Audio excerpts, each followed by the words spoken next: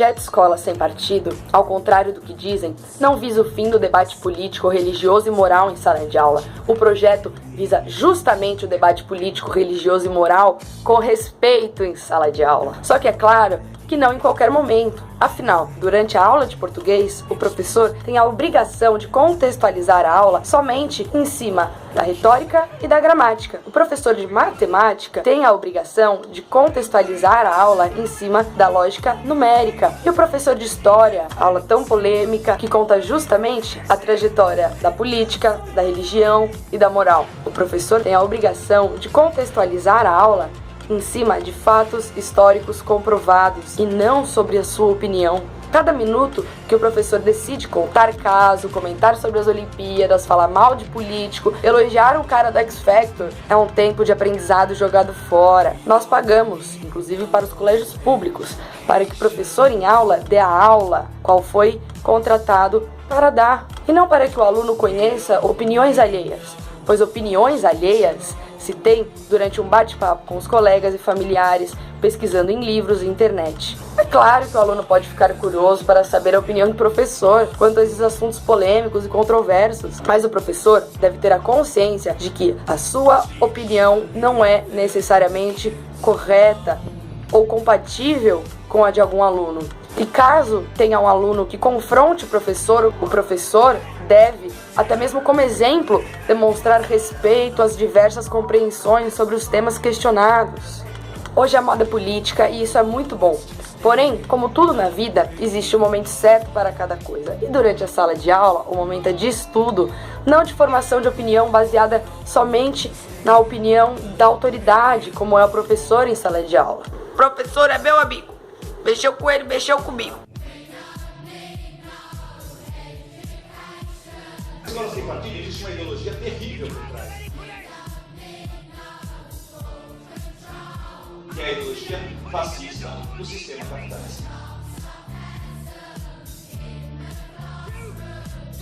É essa a ideologia da Escola Sem Partido. Você não tem direito de falar nada.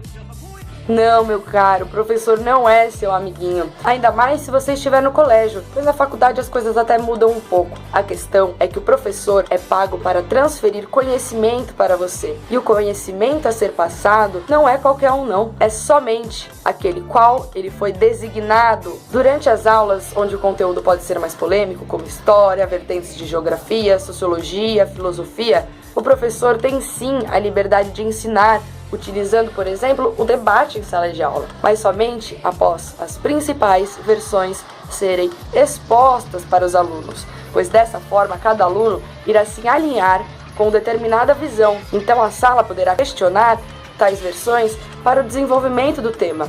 O debate deve ser utilizado como método de desenvolvimento do pensamento crítico, e não utilizada para o professor convencer cada aluno a pensar como lhe convém. Muitas pessoas confundem liberdade de expressão com a liberdade de ensinar. Saber a diferença entre estas liberdades é muito importante, pois a partir do momento que o professor entra em sala de aula, ele é, ou deveria ser, visto como autoridade. Ele fica na frente de todos como um palestrante e transmite seu conhecimento. Esses conhecimentos são vistos como verdade pelos alunos. Afinal, o professor é um professor para nos passar informações que foram comprovadas em algum momento e que são importantes para a nossa formação, seja ela crítica ou profissional. Então, quando um professor resolve utilizar de sua aula para discutir assuntos que não condizem com a sua formação formal, ou seja, sua opinião, seja ela política, moral ou religiosa, o aluno recebe essa informação como verdade. E quem disse que a opinião dele é a verdade absoluta? Tão absoluta como M vem antes de P e B, tão absoluta como 2 mais 2 são 4. Liberdade de expressão é a sua opinião. Liberdade de ensinar é a metodologia utilizada para ensinar, como o debate, por exemplo. Cada aluno é diferente do outro. Nós temos alunos brancos, negros, indígenas, temos colegas de culturas diferentes, seja brasileira, japonesa, estadunidense, da favela e do centro. Temos colegas gays, héteros, politizados e festeiros. Temos ainda aquele colega precoce, aquele que é bombadinho, o gordinho, o vegano, o judeu, o cristão e o espírita. Temos colegas que perderam os pais, ou somente um deles.